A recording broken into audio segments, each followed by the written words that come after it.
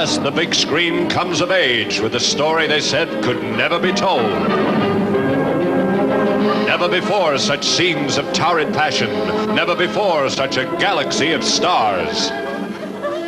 Provocative John Cleese as the mysterious quadruple agent Clint Dogposture, master of disguise. Wherever it was hottest, he was there. I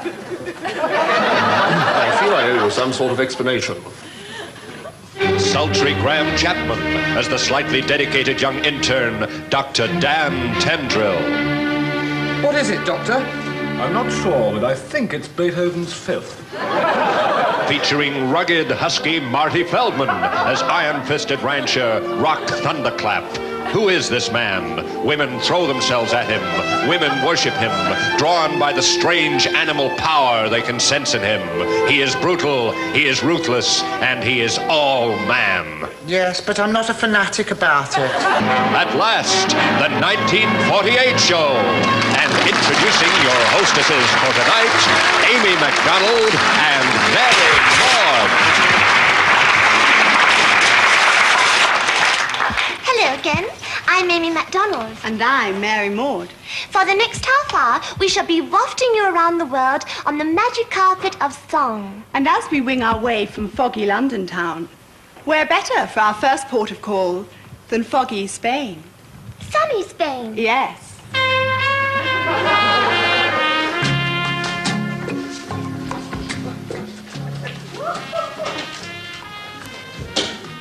Excuse me.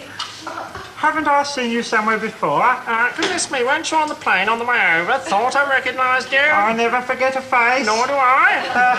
May I, Enchanté. Here on holiday, are you? Yes. And you? Oh, yes. Oh. Well, there's a turn-up. I was wondering, do you have the right time? I'm afraid I don't. I was about to ask you the same thing. Oh. Por favor, senor. Senor? Senor, por favor, gracias. Beg pardon, were you gentlemen addressing me? Oh, goodness me, weren't you two on the plane on the way over? That's right, fancy you remembering that. Never forget a face. Well, there's a turn-up. Well. Oh, do you mind if I join you? No. Take a pew, always room for a little one. Oh, weren't you gentlemen on the plane on the way over? That's right. Thought I recognised you. Here on holiday, are you? Oh, yes. And you? Oh, yes. Well, there's a coincidence. Ah, Vino, gracias. Would you gentlemen care to join me? Won't say no. Sometime. And which part of the world do you hail from, then? Oh, I'm from Bristol. Yes, I thought you were. I can always place a man by his accent. I'm from Wimbledon. Yes, what about you? Where are you from, then? I'm from Edinburgh. Edinburgh, yes. Funny, you don't sound like a Scottie. No, well, I spent most of my life in Cardiff. That explains it. Yes, that would explain it. Say aye. Aye.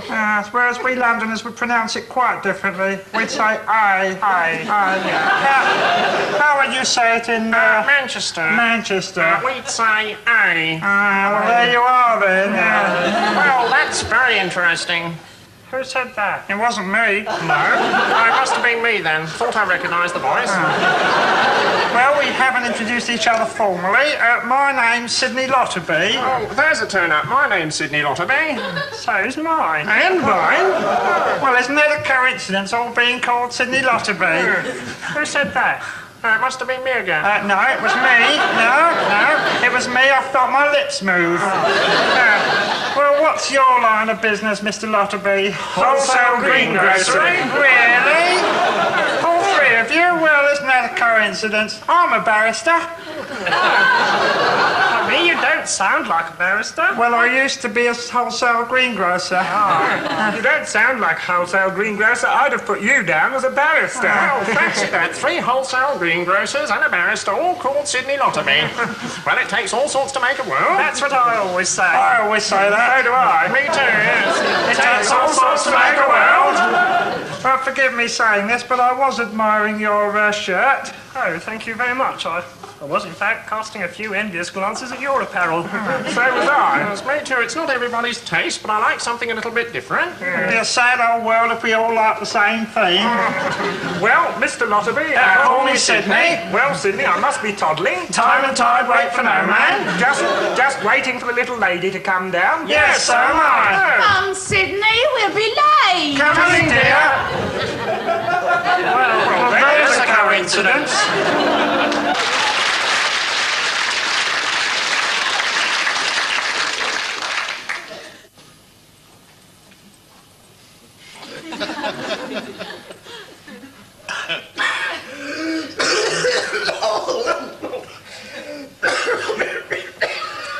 He seems terribly depressed, Doctor. He won't eat anything, and he absolutely refuses to let me take his temperature. Does anyone come to see him? No, that's just the trouble. Ah, well, in that case, we'd better put him onto the automatic hospital visitor lonely patients for the use of. You know how to operate it, do you? Yes, Doctor. Fine.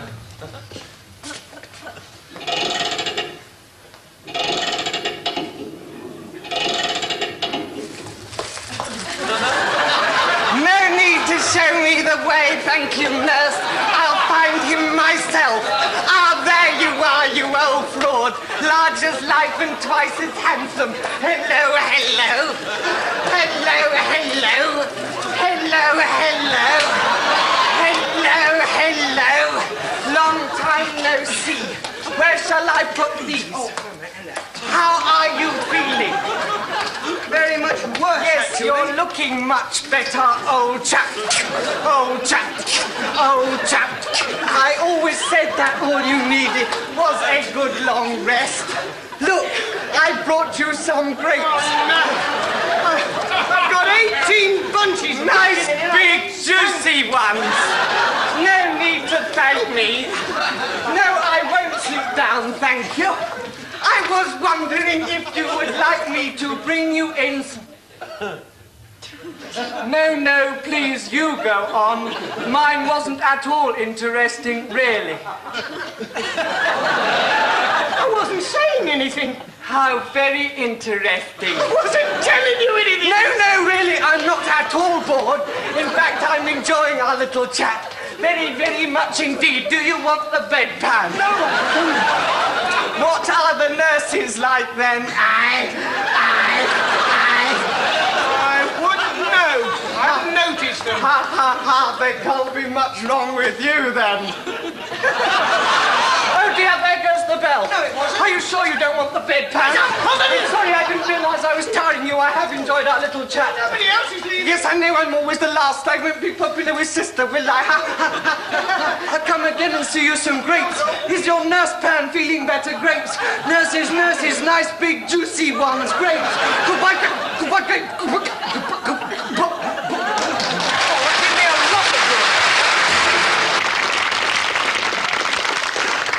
And now, opera.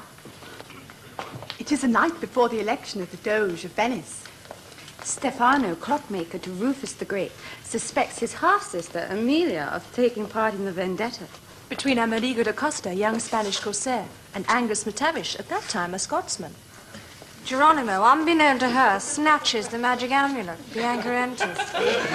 They all take poison and die. The end. And now...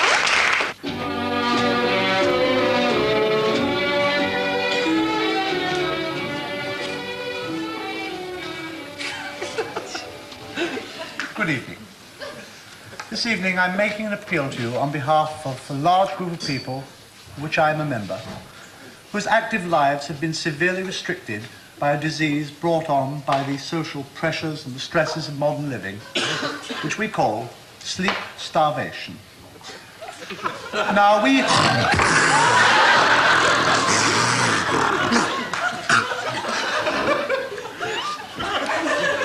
Good evening.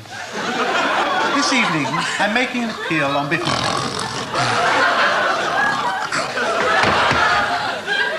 which we call sleep starvation. Now, medical research is expensive, but it is vitally important that something is done to find a cure for this socially disabling affliction.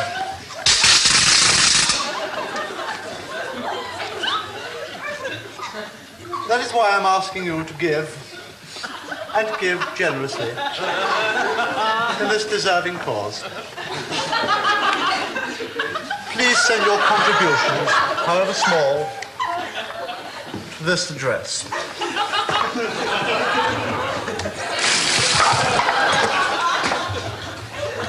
Thank you for listening.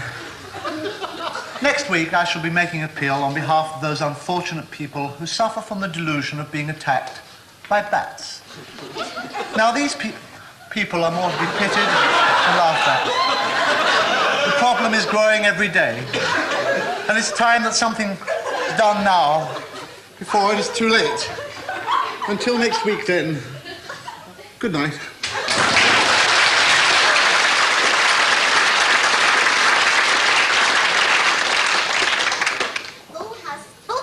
I don't like bats. I don't like bats. I like bats. Shut up.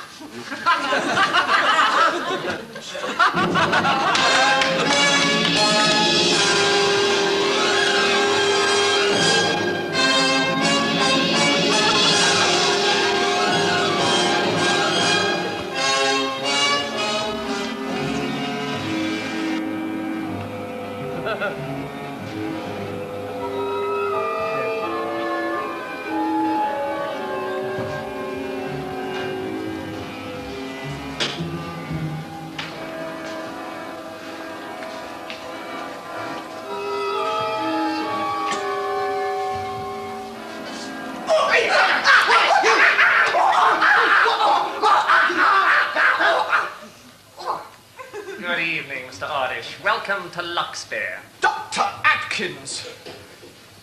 Professor Newberg. Futon. MacDonald. The same. So it was a trap. Yes. Checkmate, Mr. Ardish. You have made your last move. I wouldn't be too sure, MacDonald. I still have one or two tricks left up my sleeve. Kowalski, set his sleeves. Especially up them. Nothing. Nothing. I'll teach you to bluff me, Ardish. All right. Kowalski, go to Moresby, fetch the car, and collect the girl.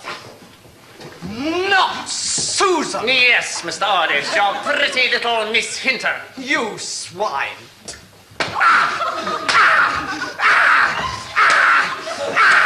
What is it, Kowalski? I can't drive. You can't drive? Fool! Don't pig! I'll teach you to drive. Thank you, sir. And so, I must take my leave of you. I wouldn't bother to call for help if I were you, Mr. Ardish. No one can hear you. They're all deaf. Do you hear me? Deaf. Ha, ha, ha.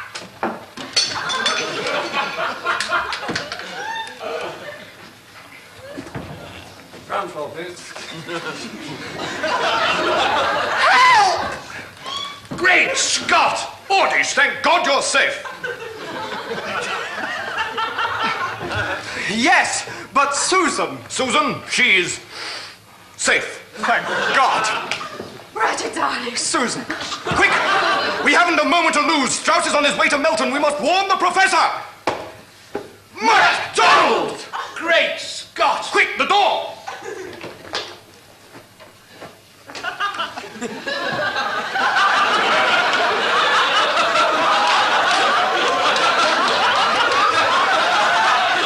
Not so fast.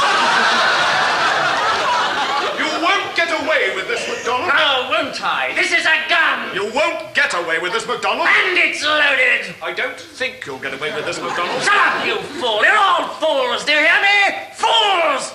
What are you? Fools! Yes. And now you're going to die. One moment, MacDonald. Just one thing. Why did Spengler go to Amsterdam? All right. Look out! Hey, the police! You are the police! I'll get more of them. Spengler went to Amsterdam to tell Peterson to leave Hamilton's body in Keith's flat so that Brodie would think he was the Albanian minister. I see. So he was lying when he said he hadn't visited Oxford last Friday. Yes. Oh, but Herman told me Kramerich that the Dutch police suspected him of several cases of minor larceny and that he was going to reveal his identity. Don't move! Who are you? Vronsky! Who? Vronsky! Vronsky?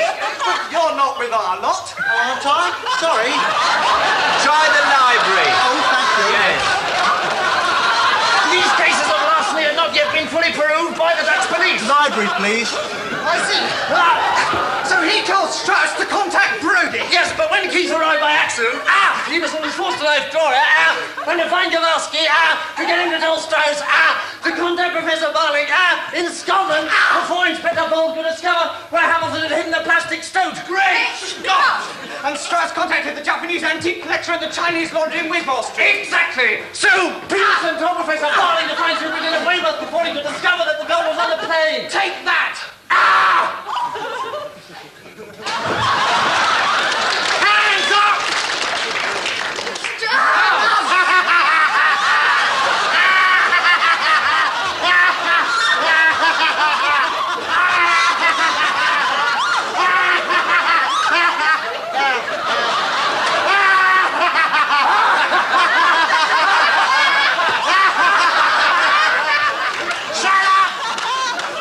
Look out! All right! This is a gun! And it's loaded! And it's a clear night! What's that got to do with it? Shut up! All right, Kowalski, you can come out now.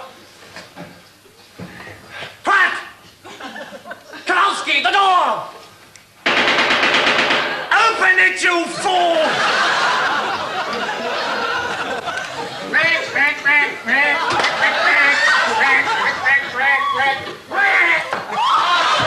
Your disguise doesn't fool me, Inspector.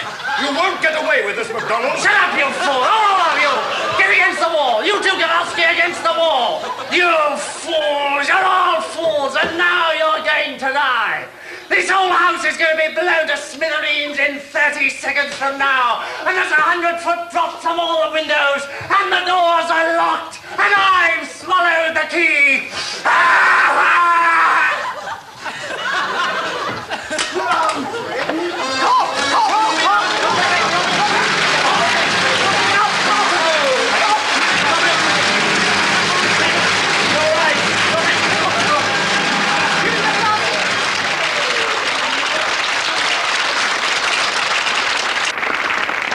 And now, a song from Jack the Ripper. Give me the moonlight, give me the gown, and leave the rest to me.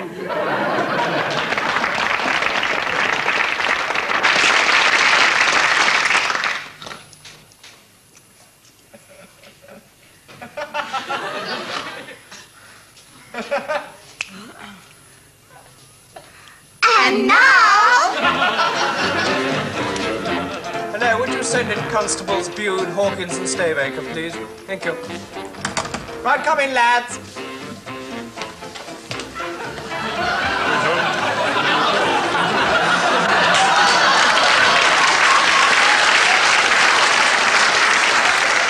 I'm sorry about this, lads, but to put it bluntly, we're a little bit short of plainclothes policemen. Not to say plainclothes police women. Now, as you know, tonight we are going to raid the Pink Rhinoceros nightclub, and it's your job to infiltrate unobtrusively amongst the clientele as ladies of the night, as it were.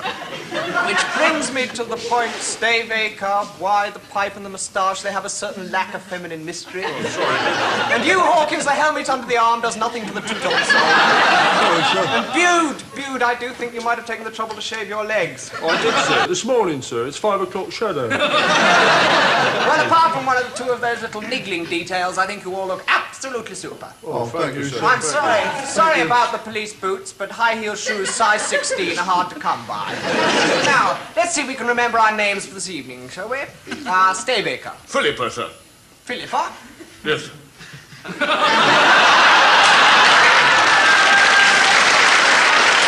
That is a nice name.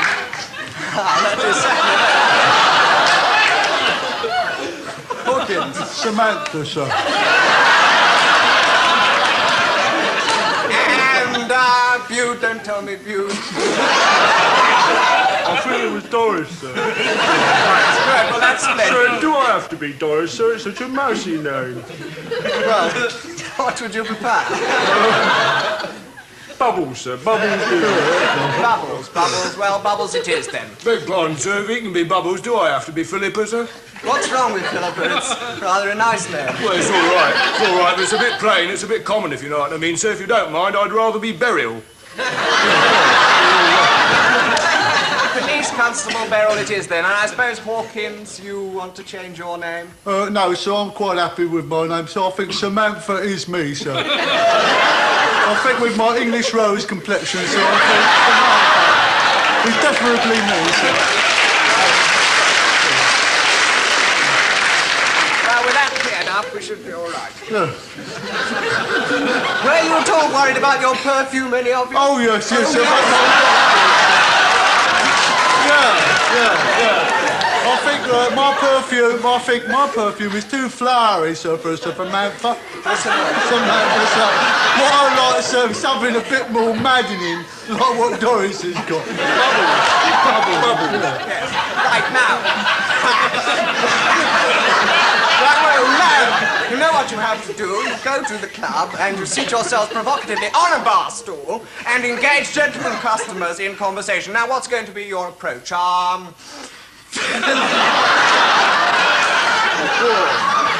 Philippus, I'd say, hello, cheeky face. Want to buy a drinky for a pretty little copper? I mean, girl, sir. Splendid, but don't forget to waggle your hips a little bit. OK, sir, but I don't appear too cheap, otherwise he won't respect me. One question, sir. What do we do if the gentlemen get too fresh? Very good question. What if the gentlemen get just a little bit too fresh? What would you say, Bubbles? I'd say, hello, what's all this then? Mind how you go, and I must warn you that anything you take down may be used in evidence against you.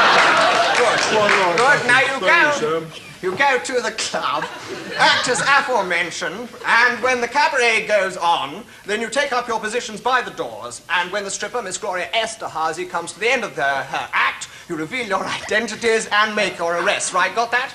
Yes, sir. One thing, sir. Why can't I have a mini skirt like Bubbles has got, sir? You haven't got the legs for it and dress your What do age. you mean I haven't got the legs for it? What do you mean my age, you old scrubber? What the hell, you are, the scrubber? Did you hear what she called me? Well, I was a scrubber. Who's an old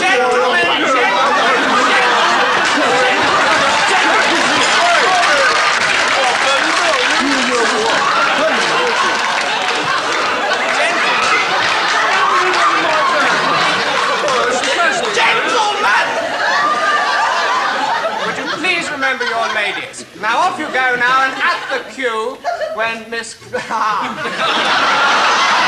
the cue, you arrest everybody in the club, except Miss Gloria Esterhazy, the stripper. I don't want her touched.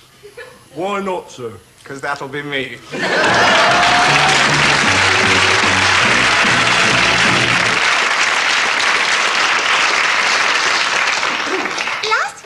Due to a misunderstanding between the director and myself, you didn't see me dance. But last night, I made him promise.